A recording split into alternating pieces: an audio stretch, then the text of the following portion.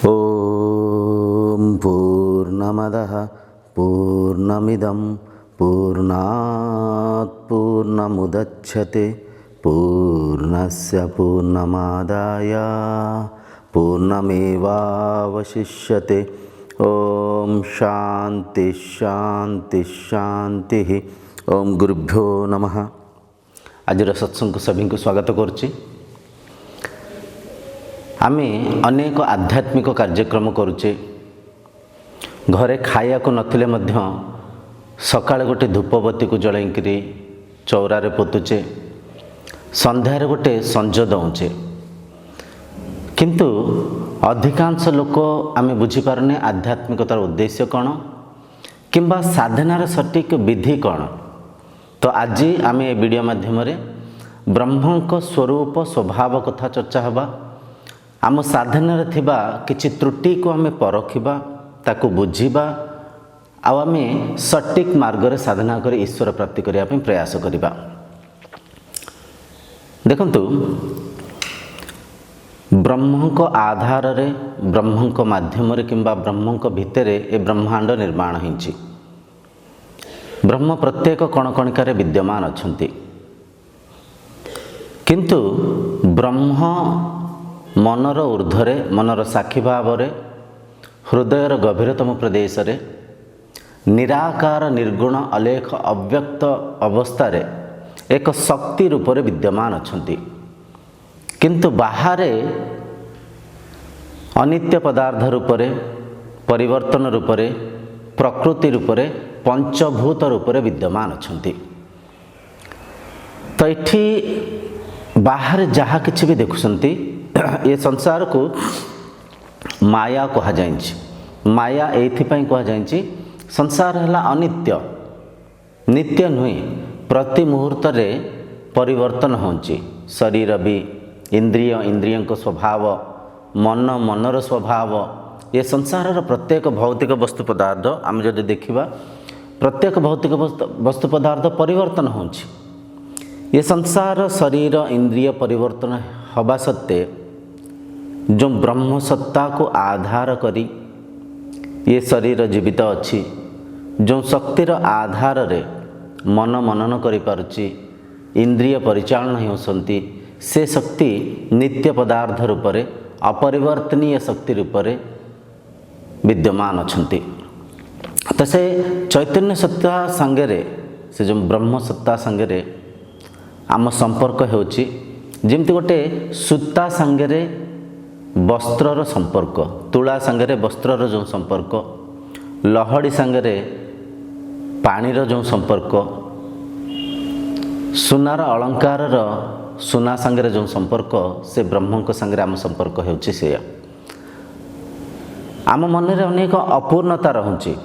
जेते धन संपत्ति पाइले मध्य मन भितरे किछि अपूर्ण भाव रहुछि, पूर्ण भाव आसुनी, मन रे तृप्त आसुनी।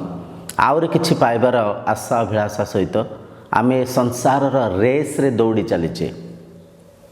मन भितरे डर रहुछि, डर अनेक प्रकार डर। आम बंधु संपर्क को नहीं आमे डरी थाउ, काले सांग जदि मो संगे संपर्क को भांगीदेव ताहले मोर कौन हम, काले जदि मो पिला छुआ मोठू दूरे जीवे ताहले मु केमती बंचीबी। बुझीपारछंती? स्वामी स्त्री मध्य जो संपर्क अच्छी, जदि से संपर्क भांगीजीव ताहले कौन हम, माने बंधु मित्रों को लेकरी से संपर्क को लेकरी अनेक डर मन रे रहुछि। शरीर को रोग हेले कौन हम, यही परिका डर मध्य रहुछि। सबुठारु बड़ डर है मृत्यु प्रति जो डर रहुछि। मृत्यु हेले कौन हम, मृत्यु समय रे मन रे केमतिया बाधा विघ्न आसी थाए, केते कष्ट हों थाए, केते दुख हों थाए। मृत्यु पर मु कुआड़ को जीवी, ये जो धन संपत्ति पद पदवी मु एकत्र करी रखिछि, आकु सब छाड़िया को पड़िबो। मृत्यु पर मु कोठी जन्म हेबी, केमती जन्म हेबी, एही परिका अनेक भविष्यतर कल्पना करी आमे डरी जाई थाउ। तो ये गोटे कथा हमको बुझा पड़ो। संसार शरीर संपर्क ये सब जेहेतु अनित्य, निश्चय समय आसीबो ये सब जिनस हमको छाड़िया को पड़ो।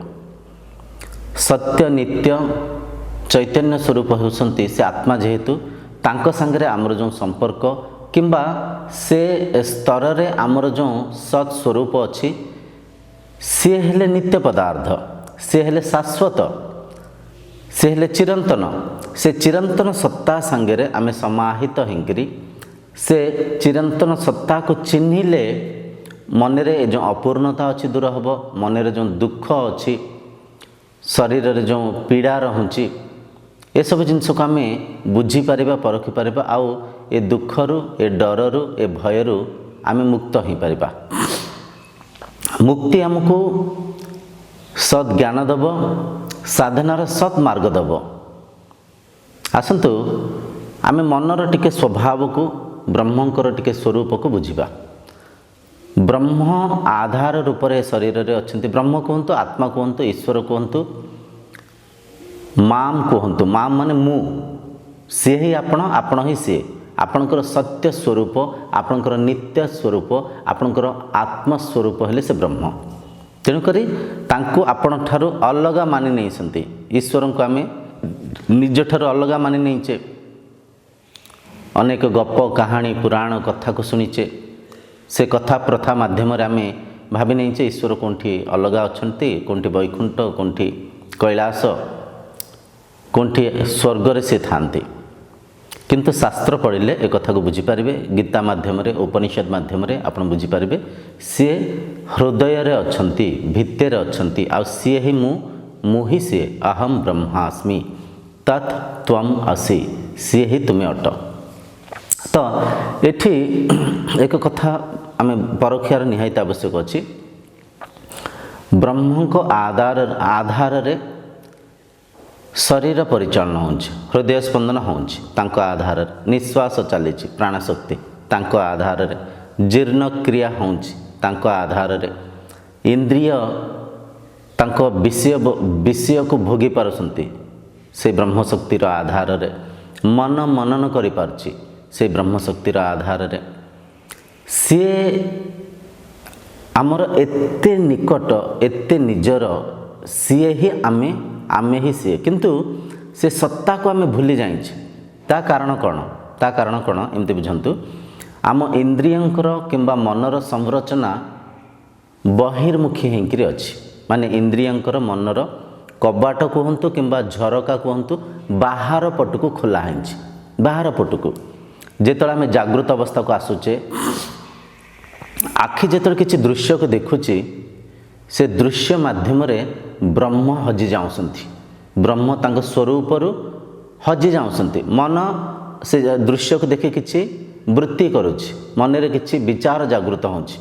आपण गोटे गोलाप गछ को देखिले, से फूल को देखिबा माध्यम रे इंद्रियंक अनुभव रे, इंद्रियंक अनुभव रे जहाँ किछि भी भौतिक वस्तु पदार्थ आसु थाए, से वस्तु पदार्थ को इंद्रिय संपर्क रे से अनुभव को अनुभव कला मात्रे के मन रे विचार उत्पन्न होता है। मन रे मन मनन करबा आरंभ कर देन थाए। गोलाप गछ को देखिले मन रे वृत्ति जागृत होला, केते सुंदर फूल हिंची, केते बढ़िया बास्ना आसुची, केते बढ़िया बगीचा हिंची। देखंतु मन मनन कला, ब्रह्म हजिगले, ब्रह्म हजिगले, ब्रह्म मनर स्तर को पळेले। बुझिपारछन्ते? आपण किछि संगीत को शुणुछन्ते, बहुत बढ़िया गीत बाजुची, बहुत सुंदर संगीत रे बढ़िया गीत बाजुची, तो से गीत को जेतळे कर्णेन्द्रिय माध्यम रे सुनिले मन रे विचार जागृत होला, मन गीत संगे एक हिंगला, मन बहिर्मुखी हिंगला, ब्रह्म हजिगले, ब्रह्म हजिगले। ब्रह्म हजिगले माने जो आत्मा अच्छे तांको स्वरूप ऊर्ध्व को पळेले। आत्मा संगे जो मुहूर्त रे मन जोड़ी होउची, सेठी माया जोड़ी होउची।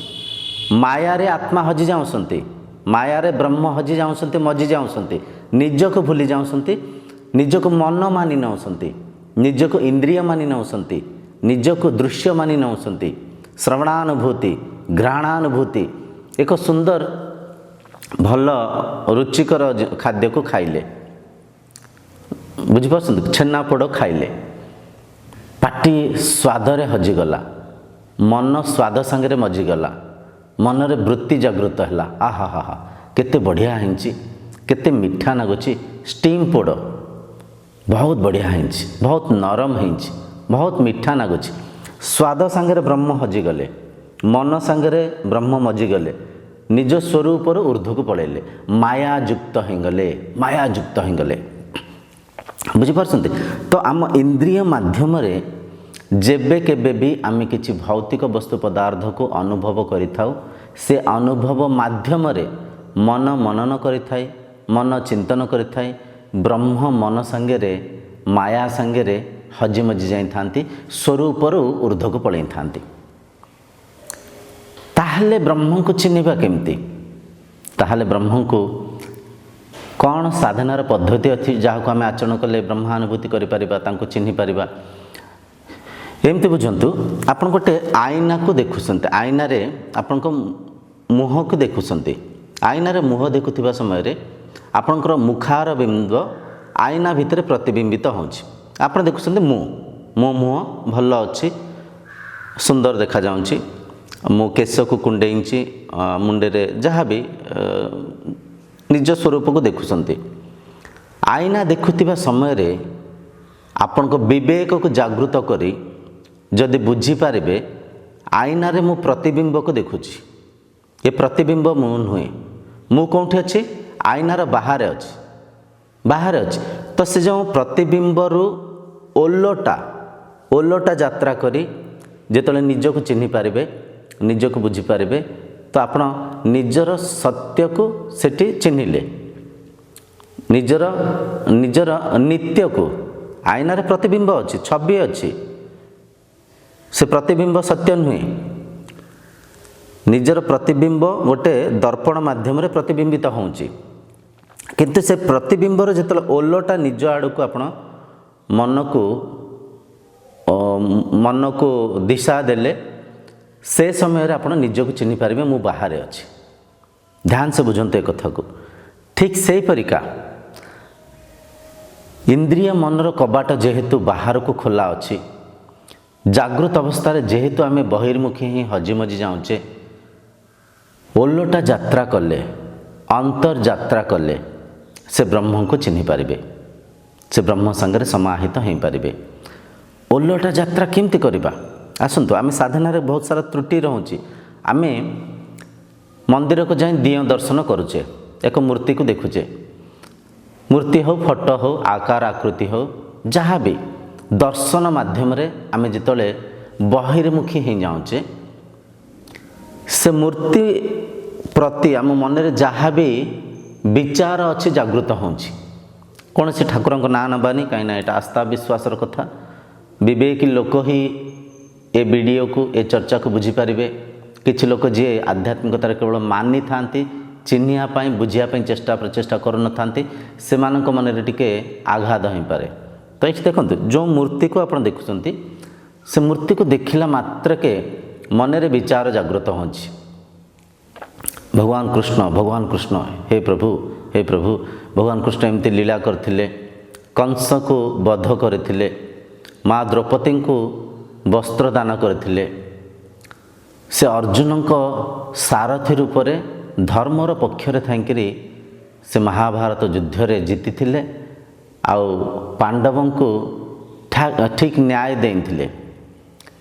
भगवान कृष्ण कालिय नाग उपरे से नाची थिले, कालिय नाग को दमन करथिले।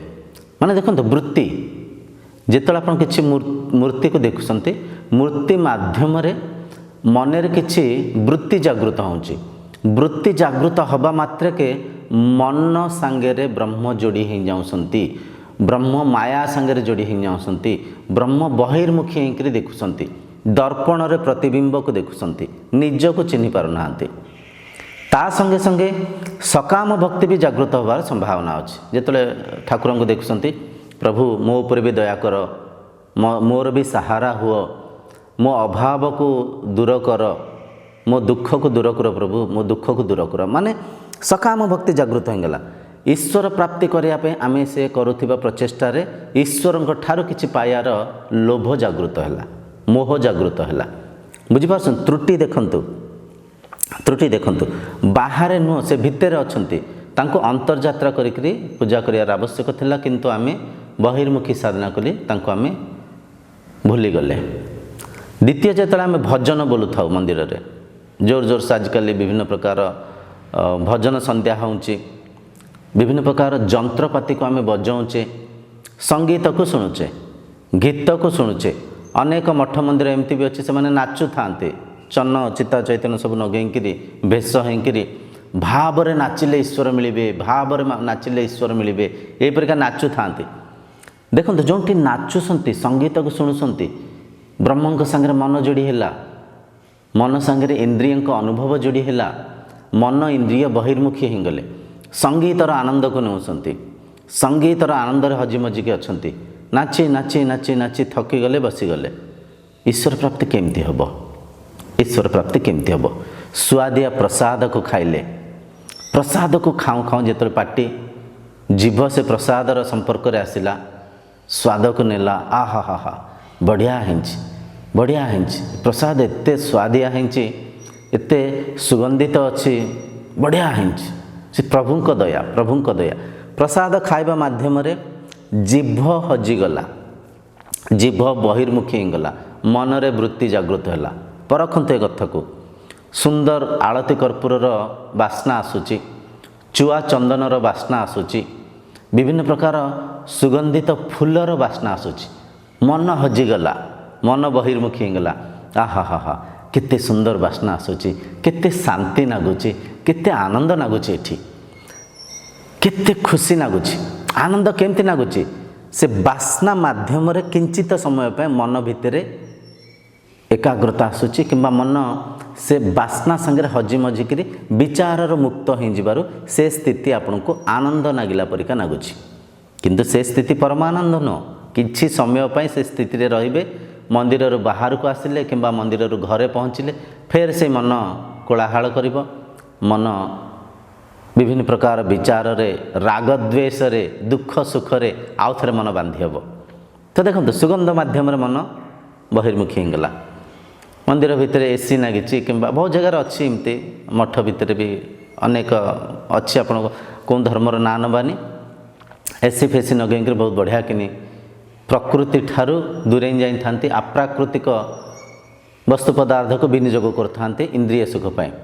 ତ ସେ ଥଣ୍ଡା ଭିତରେ ବସିଛନ୍ତି, କିମ୍ବା ଏବେ ଶୀତ ଦିନ ଚାଲିଛି, ହିଟର୍ସ ଲାଗିଛି, ଗରମ ଲାଗୁଛି, ବଢ଼ିଆ ଲାଗୁଛି, ଥଣ୍ଡା ଲାଗୁଛି, ସେ ଇନ୍ଦ୍ରିୟର ଅନୁଭବ ମାଧ୍ୟମରେ, ସେ ସ୍ପର୍ଶ ମାଧ୍ୟମରେ ହଜିଗଲେ, ବହିର୍ମୁଖୀ ହେଇଗଲେ ବ୍ରହ୍ମ। ମାନେ କହିବାର ଏସବୁ କଥାକୁ ପରଖନ୍ତୁ। ଆଜିର ଏ ଆଧୁନିକ ଯୁଗରେ ଆମେ ଯାହା ବି ସାଧନାକୁ କରୁଛେ, ସେ ସାଧନା ମାଧ୍ୟମରେ ଆମେ ଅନ୍ତର୍ମୁଖୀ ହେଉଛେ, ଆମେ ମନକୁ ଶାନ୍ତ ସ୍ଥିର କରୁଛେ, ଆମେ ଇନ୍ଦ୍ରିୟଙ୍କୁ ସଂଯମିତ ରଖୁଛେ, ନା ଇନ୍ଦ୍ରିୟ ମନକୁ ଚଞ୍ଚଳ କରୁଛେ, ନା ବ୍ରହ୍ମଙ୍କୁ ବହିର୍ମୁଖୀ କରୁଛେ? କ'ଣ କରୁଛେ? ଆପଣ ନିହାତି ବିବେକୀ ଏ କଥାକୁ ପରଖନ୍ତୁ।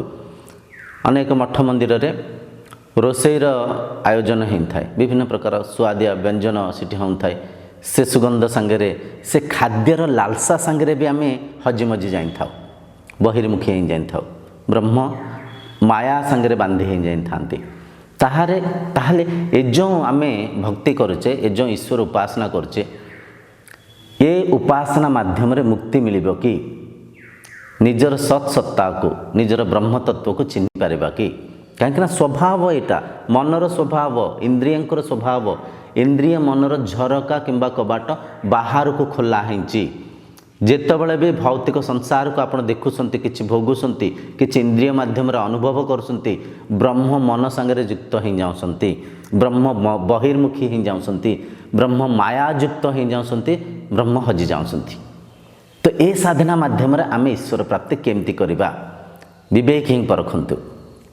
ଯେମିତି ଟିକେ ପୂର୍ବରୁ ଆମେ ଏକ ଉଦାହରଣ ମାଧ୍ୟମରେ ବୁଝୁଥିଲେ, ଆଇନା ଭିତରେ ଆପଣ ନିଜର ପ୍ରତିବିମ୍ବକୁ ଦେଖୁଛନ୍ତି, କିନ୍ତୁ ଅସଲି ନିଜେ ଆଇନାର ବାହାରେ ଅଛନ୍ତି, ଦର୍ପଣର ବାହାରେ ଠିଆ ହେଇଛନ୍ତି। ତ ଯେତେବେଳେ ଓଲଟା ନିଜକୁ ଦେଖିବା ପାଇଁ ସେ ଦର୍ପଣରୁ ମନକୁ ନିଜ ଶରୀର ଆଡ଼କୁ ଦିଶା ଦେବେ, ସେତେବେଳେ ନିଜକୁ ଚିହ୍ନି ପାରିବେ। ଠିକ୍ ସେମିତି ସାଧନାରେ ଆଜ୍ଞା କୌଣସି ଭୌତିକ ବସ୍ତୁ ପଦାର୍ଥର ଆବଶ୍ୟକ ନାହିଁ, କିଛି ବି ଆବଶ୍ୟକ ନାହିଁ, ନା ଫୁଲର, ନା ଫଳର, ନା ଦକ୍ଷିଣାର, ନା ଚନ୍ଦନ ତିଲକ କିଛି ଆବଶ୍ୟକ ନାହିଁ।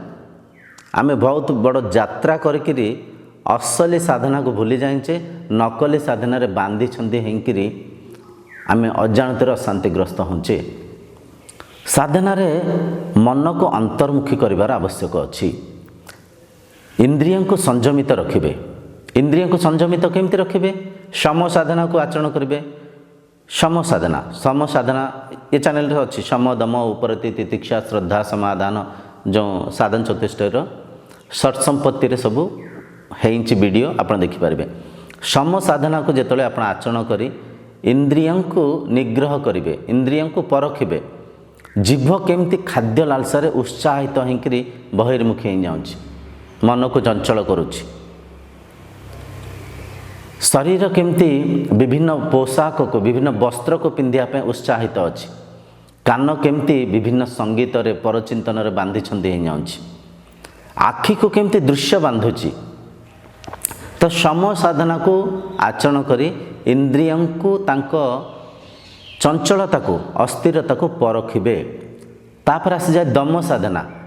ଦମ ସାଧନାକୁ ଆଚରଣ କରି ଇନ୍ଦ୍ରିୟଙ୍କୁ ତାଙ୍କ ପ୍ରିୟ ବସ୍ତୁରୁ ପ୍ରିୟ ପଦାର୍ଥରୁ ବଞ୍ଚିତ ରଖି ଶ୍ରେୟ ପଦାର୍ଥକୁ ଦେବେ। ଆମେ ବୁଝିଥିଲେ ପ୍ରିୟ ପଦାର୍ଥ କ'ଣ, ଶ୍ରେୟ ପଦାର୍ଥ କ'ଣ। ପ୍ରିୟ ପଦାର୍ଥ ହେଲା ଯେଉଁଟା ଆମକୁ ଭଲ ଲାଗୁଛି। ଯେଉଁଟା ଆମକୁ ଭଲ ଲାଗୁଛି ସେଇଟା ଭଲ ବି ହେଇପାରେ, ଭଲ ବି ନ ହେଇପାରେ। ବିବେକକୁ ଜାଗୃତ କରି ଯଦି ସେ ଜିନିଷକୁ ପରଖିବେ, ପ୍ରିୟ ପଦାର୍ଥରୁ ମନକୁ ବଞ୍ଚିତ ରଖି ଶ୍ରେୟ ପଦାର୍ଥ ମାନେ ଶ୍ରେଷ୍ଠ ପଦାର୍ଥ, ଯେଉଁ ପଦାର୍ଥକୁ ଆମେ ଦେଖିଲେ, ଶୁଣିଲେ, ଶୁଙ୍ଗିଲେ, ଚାଖିଲେ, ସ୍ପର୍ଶ କଲେ ନିଜର ବି ହିତ ହେବ, ସଂସାରର ବି ହିତ ହେବ। ନିଜର ବି ଶାନ୍ତିରେ ରହିବା, ନିଜେ ବି ସମାଜର ଶାନ୍ତିର, ସମାଜର ଆନନ୍ଦର ସହାୟକ ହେଇପାରିବା। ତ ସିଏ ଶ୍ରେୟ ପଦାର୍ଥ, ଶ୍ରେଷ୍ଠ ପଦାର୍ଥ। ଦମ ସାଧନା ମାଧ୍ୟମରେ ଯେତେବେଳେ ପ୍ରିୟ ଶ୍ରେୟ ପଦାର୍ଥର ପାର୍ଥକ୍ୟକୁ ବୁଝିପାରିବେ, ପ୍ରିୟ ପଦାର୍ଥକୁ ତ୍ୟାଗ କରି ଶ୍ରେୟ ପଦାର୍ଥକୁ ଆଚରଣ କରିବେ, ଧୀରେ ଧୀରେ ପ୍ରତ୍ୟାହାର ଘଟିତ ହେବ। ପ୍ରତ୍ୟାହାର ଘଟିତ ହେବ ମାନେ କ'ଣ? ଇନ୍ଦ୍ରିୟ ସଂଯମିତ ହେଇଯିବେ, ଇନ୍ଦ୍ରଜିତ ହେଇଯିବେ। ଇନ୍ଦ୍ରିୟଙ୍କୁ ଆଉ ତାଙ୍କ ଭୋଗ୍ୟ ବସ୍ତୁ ବାନ୍ଧିବନି। ଜିଭ ଖାଦ୍ୟ ଲାଳସାରେ ଆଉ ବାନ୍ଧି ହେବନି। ଦୃଶ୍ୟ ଆଖିକୁ ବାନ୍ଧିବନି। ଏଇଟା ସାଧନା କଲେ ଆପଣ ନିଜେ ଅନୁଭବ କରିପାରିବେ। ତ ଇନ୍ଦ୍ରିୟଙ୍କୁ ଯେତେବେଳେ ସଂଯମିତ କରିପାରିବେ, ସଂଯମିତ ଇନ୍ଦ୍ରିୟ ମାଧ୍ୟମରେ ମନରେ ବି ସ୍ଥିରତା ଆସିଯିବ, ମନ ବି ଅନ୍ତର୍ମୁଖୀ ହେବ। କାହିଁକିନା ଆମେ ଅନ୍ତର୍ଯାତ୍ରା କରୁଛେ। ବ୍ରହ୍ମ ଯିଏ ମନର ଉର୍ଦ୍ଧ୍ୱରେ ଅଛନ୍ତି, ତାଙ୍କ ପାଖରେ ତାଙ୍କ ସାଙ୍ଗରେ ସମାହିତ ହେଇକରି ନିଜର ସତ୍ୟକୁ, ନିଜର ଆତ୍ମତତ୍ତ୍ୱକୁ ଚିହ୍ନିବା ପାଇଁ ପ୍ରୟାସ କରୁଛେ। ତ ଏଠି ଯେତେବେଳେ ଇନ୍ଦ୍ରିୟ ସଂଯମିତ ହେଇଯିବେ, ମନ ଆପେ ଆପେ ସଂଯମିତ ହେଇଯିବ। ତା କାରଣ ଇନ୍ଦ୍ରିୟଙ୍କ ମାଧ୍ୟମରେ ମନ ଚଞ୍ଚଳ ହେଉଥିଲା, ଇନ୍ଦ୍ରିୟଙ୍କ ମାଧ୍ୟମରେ ମନ ନିର୍ମାଣ ହେଇଥିଲା, ଇନ୍ଦ୍ରିୟଙ୍କ ଆଧାରରେ ହିଁ ମନ ପରିଚାଳନା ହେଉଥିଲା। ତ ଯେଉଁଠି ଇନ୍ଦ୍ରିୟ ଶାନ୍ତ ହେଇଗଲେ ମନ ଭିତରେ ଶାନ୍ତତା ଆସିଯିବ, ମନ ଭିତରେ ତୃପ୍ତତା ଆସିଯିବ। ମନ ମୌନ ହେବା ପାଇଁ ପ୍ରୟାସ କରିବ। ତାପରେ ମନ ଉପରେ ସାଧନା କରିବାକୁ ପଡ଼ିବ। ମନ ଉପରେ ସାଧନା କ'ଣ? ମନ ମୋହରେ ବାନ୍ଧି ହେଇଯାଇଛି। ମୋହରେ କ'ଣ? ଇଏ ସଂସାର ମୋର, ଇଏ ପିଲାଛୁଆ ମୋର, ଇଏ ଯେଉଁ ମୁଁ ଚାକିରି କରିଛି ଏ ପଦ ମୋର, ଏ ପଦବୀ ମୋର, ଏ ସୁନ୍ଦର ଶରୀର ମୋର, ଏ ଯେଉଁ ମୋର ମୋର ମୋର ରୂପକ ମୋହ ରୂପକ ବନ୍ଧନରେ ବାନ୍ଧି ହେଇଛି।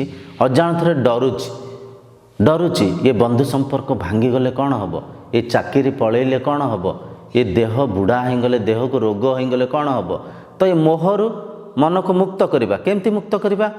ପ୍ରତିଦିନ ସତ୍ସଙ୍ଗ ଶୁଣିବା, ପ୍ରତିଦିନ ଶାସ୍ତ୍ର ପଢ଼ିବା, ମନକୁ ବୁଝେଇବା, ହେ ମନ ତୁ ଯାହା ପାଇଛୁ ସବୁ ଅନିତ୍ୟ, ନିତ୍ୟ ନୁହେଁ। ଯାହା ପାଇଛୁ ତାକୁ ତ୍ୟାଗ କରିବାକୁ ପଡ଼ିବ। ଏଇଟା ପ୍ରକୃତିର ନିୟମ, ଏଇଟା ସଂସାରର ନିୟମ। ଆଜି ଯେଉଁ ବନ୍ଧୁ ସମ୍ପର୍କ ଅଛନ୍ତି, କାଲି ଥାଇପାରନ୍ତି, ନଥାଇପାରନ୍ତି। ନିଶ୍ଚୟ ଦିନ ଆସିବ, ହେଇପାରେ ଏ ଶରୀରର ଅନ୍ତ ହେବ, କିମ୍ବା ସେ ବନ୍ଧୁମିତ୍ର ଶରୀରର ଅନ୍ତ ହେବ। ପିଲାଛୁଆ ଆଜି ଅଛନ୍ତି, କାଲି ଝିଅ ବାହାଘର ହେଇକରି ତାଙ୍କ ଶାଶୁଘରକୁ ଯାଇପାରିବ, ପୁଅ ଚାକିରି କରିକିରି ଦୂରେଇକି ରହିପାରିବ। ଠିକ୍ ଅଛି, ଯେତିକି ଦିନ ଆମେ ସେ ବନ୍ଧୁ ସମ୍ପର୍କ ସାଙ୍ଗରେ ଅଛେ ଠିକ୍ ଅଛି। ନଚେତ୍ ଏ କଥାକୁ ଆମେ ମନକୁ ବୁଝେଇବାର ଆବଶ୍ୟକ ଅଛି, ଇଏ ସବୁ ଅନିତ୍ୟ, ଆଜି ଅଛି କାଲି ନ ରହିପାରେ। ତ ଯେତେବେଳେ ସତ୍ସଙ୍ଗ କରିବା, ଯେତେବେଳେ ପ୍ରତିଦିନ ଶାସ୍ତ୍ର ପଢ଼ିବା, ବିବେକ ଜାଗୃତ ହେବ, ମୋହରୁ ମୁକ୍ତି ହେଇପାରିବେ। ଲୋଭରୁ ମୁକ୍ତି କରିବା ପାଇଁ ମନକୁ ଚେଷ୍ଟା କରିବାକୁ ପଡ଼ିବ। ଲୋଭ ବାନ୍ଧିକି ରଖିଛି ମଣିଷକୁ। अगाध धन संपत्ति कमेला पर भी लोक से ऑफिस रे से दुकान रे बांधी हिंकरी तांग जीवन को सेठी बिताउसंती। काम वृत्ति मन को नियंत्रित करी मन को स्वच्छ करिया को पड़िबो। क्रोधर मन को नियंत्रण करिया पड़िबो। मन ऊपर साधना करुचे ये सब मनर गोटे गोटे रोग। तो जेतले मन को एपरि आमे काम क्रोध मद माश्चर्य लोभ मोहरु मुक्त करिबा मन आउरी शांत हबो, मन आउरी स्थिर हबो, मन आउरी अंतर्मुखी हबो। मनर अंतर रे से ब्रह्म अछंती। आमे अंतर यात्रा करुचे ध्यान देई परखंतु। तो मन को शुद्ध करिया पे शास्त्र अध्ययन सत्संग सुनिबा, तापरे मन को धारणा माध्यम स्थिर करिया पे चेष्टा करिबा। मन आलोक ठारू भी बेगरे यात्रा करुथाए। ये संसार रे सबुठार स्पीड ट्रावेल करे लाइट। लाइट ठारू भी आलोक ठारू भी चंचल गतिशील मन। तेणुकर से चंचल मन को स्थिर करने मन रे आमे धारणा करिबा। धारणा कौन? गुरु मंत्र को धारणा कले, निश्वास को धारणा कले, निश्वासर ध्वनि को सुनिया निश्वासर ध्वनि संगे मन को धारणा कले, अंतर्ध्वनि संगे मन को धारणा कले। धीरे धीरे धीरे धीरे समय आसब धारणा माध्यम ध्यान घटित हब, ध्यानस्थ हेबे। ध्यानस्थ जिते हेबे बारंबार समाधिस्थ हेबे।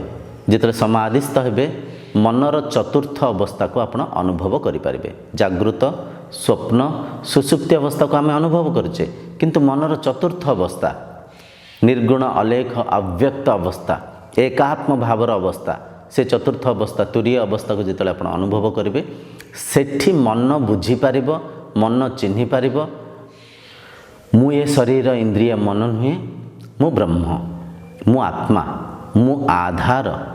संसार मिटी पारे किंतु मु मिटिबिनी।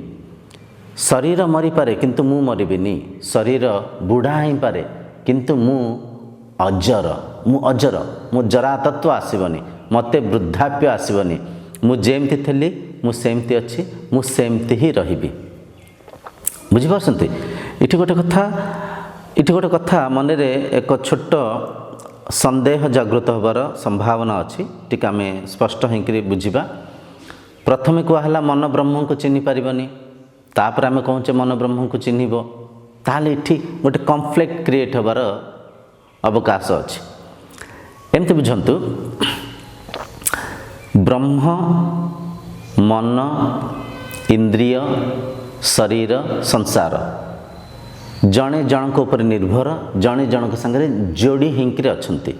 जनक बिना आउ जड़े अधूरा, आउ जड़े अधूरा। बुझिपारछंती?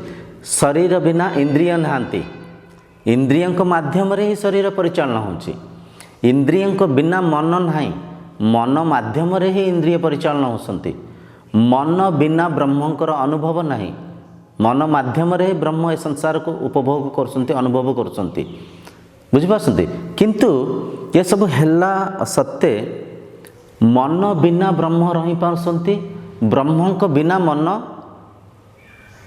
रही पारिबनी किंबा मनन करि पारिबनी। एटा नियम। इठी प्रश्न उठे मन बिना ब्रह्म कोठी रहसंती, केमते आमे चिन्हिबा? देखो सुसुप्ति अवस्था को आम समस्त अनुभव करछे। सुसुप्ति अवस्था माने गाढ़ निद्रा अवस्था, राति रे शोइथिबार से अवस्था जो अवस्था रे जागृत संसार भी अदृश्य ही जाउची, जो अवस्था रे मन रे कौनसी स्वप्न भी रहनी। स्वप्न रहित सुसुप्ति अवस्था रे मन मौन ही जाइछि, मन विचार करुनी, मन कौनसी वृत्ति करुनी, किंतु सेठी मु अच्छी। मु अच्छी माने से ब्रह्म अछंती, से आत्मा अछंती। मु अच्छी किंतु मो संगे मन जोड़ी हैनी। बुझिपारछंती? तो देखंतु मन बिना ब्रह्म अछंती किंतु ब्रह्म के बिना मन नहांती। तो जो चतुर्थ अवस्था, जो अवस्था को आम तुरीय अवस्था कहचे, से अवस्था रे ध्येय वस्तु पदार्थ रूपक संसार ज्ञान रूपक इंद्रिय मन रे समाहित ही जाती। इंद्रिय मन ज्ञाता रूपक से ब्रह्म संगे समाहित ही जाती। एकात्म भाव थाए। से स्थिति रे मु तु रूपक पातरंतर न थाए, सेठी केवल मु ही मु। तो कहबार तात्पर्य तुरीय अवस्था मन रे एक एपरिका अवस्था जोठिके मन थाइक मन निष्क्रिय हो जाए, मौन हो जाए, ब्रह्म सागर समाहित हो जाए, यहाँ को आप अनुभव कले चिन्ह पारे। तो कहबार तात्पर्य जी जो अच्छा से निराकार रूप से नित्य पदार्थ रूप से भितर अच्छा, तो जो अंतर्यात्रा करेंगे से समय आपण मन तुरीय स्थिति को जापर, मन मौन हो पार, मन ब्रह्म सागर समाहित हो पार, मन धारणा कर किंबा मन निरुद्ध अवस्था को जापर। नचेत आमे जो आजिर आधुनिक जुगरे साधना विधि को आचरण करुचे, अनेक धन को वृथा करुचे, समय को वृथा करुचे, इंद्रिय सुखर योजना करुचे। मठ मंदिर आज इंद्रिय सुखर योजना पलटि जाइए, जोठिक जाकर आम कौन करुचे, खाऊचे पीऊचे नाचुचे भजन करुचे संगीत शुणुचे। ये आज्ञा आध्यात्मिकता नुहे। आ माध्यम मन स्थिर हेनी, मनरे थिबा डर भय मोह लोभ क्रोध काम एसब जिनस दूर हेनी किंबा मन मुक्त हेनी, मन मुक्त हेनी, मनरे आउरी चंचलता बढ़िब। जेतिक समय सिटी रही सेतिक समय केवल से जेहेतु आपण सिटी मनरे किछि मानि नहीं सन्ति किंबा सिटी किछि सेठिकार दृश्य को श्रवणानुभूति को रुचि को भोगुसंती, सेतिक समय शांति लगे। फेर घर को आसिले मन आउ थे चंचल, मन आउ थे डर, मन रे आउ थे व्याकुलता जागृत हम। तो एठी किछि लोक कहते सर्वम खल्विदम ब्रह्मजद्य सत्य, ताल आम जोठी भी साधना करिपरिबा, जेमिति भी साधना करिपरिबा, बाहर भितर तो सही अच्छे। बुझंतु ए कथा को, भितर से नित्य पदार्थ रूप से अच्छंती, बाहर अनित्य रूप से अच्छंती, असत्य रूप से अच्छंती, माया रूप से अच्छंती। बाहर जद्य किसी उपासना करसंती, माया को ही उपासना करसंती, ब्रह्म सांगे समाहित होगापी प्रयत्न करूना, प्रयास करूना। तो माया बंधनर कारण, माया लोभ मोहर कारण, माया मन को बांधु थाए, माया इंद्रिय मन को अस्थिर चंचल करुए। मायारे मुक्ति केमती पाइबे, जेमती प्राथमिक दशा में बुझी सब कथा को। तो तेणुक जो ईश्वर प्राप्ति करिवार जो मार्ग अच्छी सटीक भाव में आप आचरण कले, जिते निजर सत् सत्ता को चिन्ह देवे, निजर नित्य पदार्थ को चिन्ह देवे, निजर आत्मतत्व को चिन्ह देवे, तापर आपण मन जो प्रेम जागृत हम, मनरे जो मुक्त मन जो ये संसार को देखिब, सेठी आपणकर देखिबार मनर शैली परिवर्तन हो। सेठी आपण ये संसार सत्य को चिन्ह पारिथिबे। मनरे थिबा लोभ मोह काम क्रोध जो मन को चंचल अस्थिर करुला, भय थिला, से सब दूर हो, मनरे पूर्णता आसीबो। से स्थिति रे जाइकर आप बुझीपारे चिन्ह पारे सर्वम खल्विदम ब्रह्म नेह नानास्ति किंचन। एबे तो आप खाली तुंडरे उच्चारण करुछंती, मन सत्य ये सत्य को स्वीकार करुच्ची कि परखंतु। जड़े भिकारी को आप ब्रह्म भाव में देखुंती कि गोटे पशु पक्षी को आप समस्त कथा आज्ञा कहुनी, अनेक साधु सन्त अच्छा, अनेक सिद्ध पुरुष अच्छा जी कि ए ब्रह्ममय संसार को ब्रह्म रूप में ब्रह्म भाव में चिन्हती, कथा कहुनी। अधिकांश लोक मनरे लोभ जागृत होची कहीं पातर अंतर करिथिबारु, मनरे मोह जागृत होची कहीं निजको अन्य शरीर ठारू भिन्न मानिथिबारु, संसार ठारू निजको अलगा मानिथिबारु, मन भितर डर व्याकुलता चंचलता अस्थिरता कहीं आसुची, निजर सत् सत्ता को न चिन्ह पारिथिबारु।